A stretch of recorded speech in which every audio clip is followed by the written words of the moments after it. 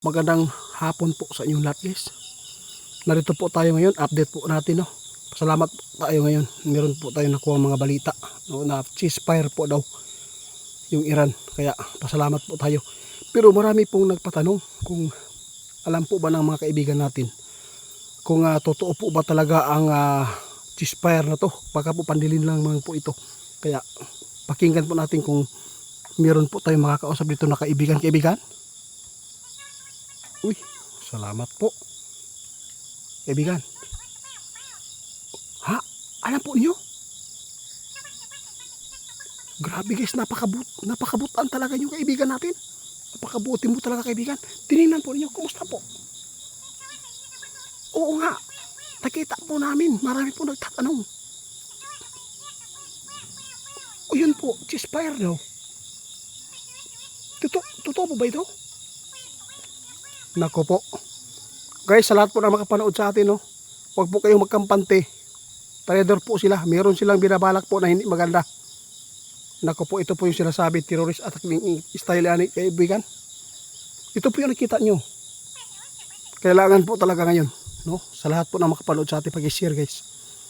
Meron pong nakita si kaibigan, tinitingnan pala nila yung plano po ng Iran na sabi na ceasefire daw. Huwag kayong magkampante po sa lahat po ng mga Pilipino dyan. Hindi po yan na totoo ang kanilang nasa loob ng kanilang puso ngayon. Meron silang balak na hindi maganda na ito ay gaganti. Mag-ingat po ang lahat po. Hindi po natin alam na ito po ay patibong na naman para mayroong makapasok po doon sa grabe kaibigan, Amerikano. Oo nga, pasalamatan po natin kaibigan, no, na ceasefire na sana, pero hindi ko inaasahan po na ito po yung balita ninyo. Sa totoo lang, meron pong nakakuha itong mga idea guys.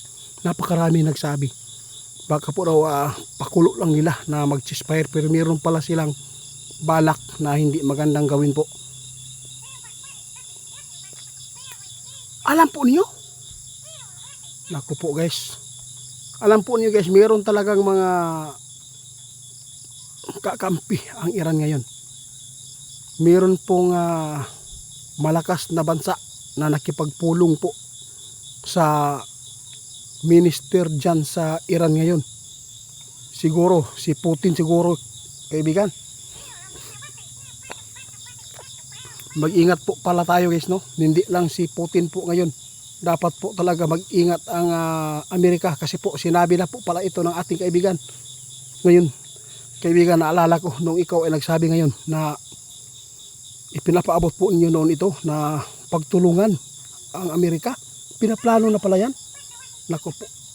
Ito po guys, magkatotoo po talaga ang mga sinasabi ng ating kaibigan.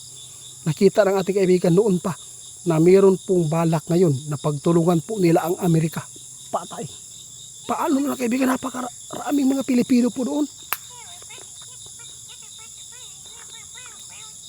Salamat po sa inyong ipinapabot kaibigan. Guys, naalala ko nung sinabi ni kaibigan ngayon na meron siyang ipinapaabot, hinulaan na may nagplano talaga na pagtulungan ang Amerika.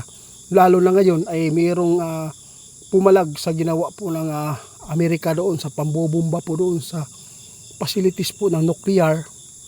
Ito po ang sabi ng ating kaibigan, ipinapaalala po niya muli sa atin kaibigan. Grabe, di ko talaga inasahan ito kaibigan.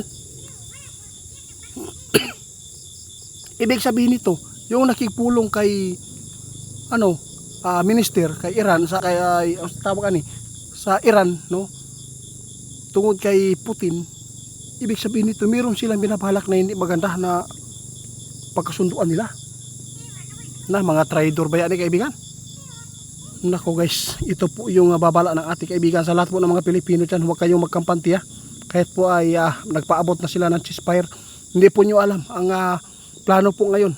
Hindi po talaga makatanggap, no? Hindi talaga matatanggap po ng Iran po na ganyan lang po ang nangyari sa kanila, na hindi po sila gaganti po talaga yan sa bagay. Oo nga, totoo po talaga kaibigan, matalino daw si Trump. Maraming nagagalit sa ginawa ni Trump. Pasalamatan natin po siya, di ba? Kasi po, sinabi po ng ating kaibigan na mayroon po talagang sisira sa mundo. Sinabi po ng ating kaibigan na mag-terror ba, attack. Yun po. Pasalamatan natin na ito ay giniba, sinira ang nuclear. Pero ang problema kaibigan, mayroon pong balita ngayon na may magdodonate po daw ng nuclear sa Iran. Ayun po ang mga kakampi nila guys. Kaya dapat mag-ingat ang Amerika ngayon.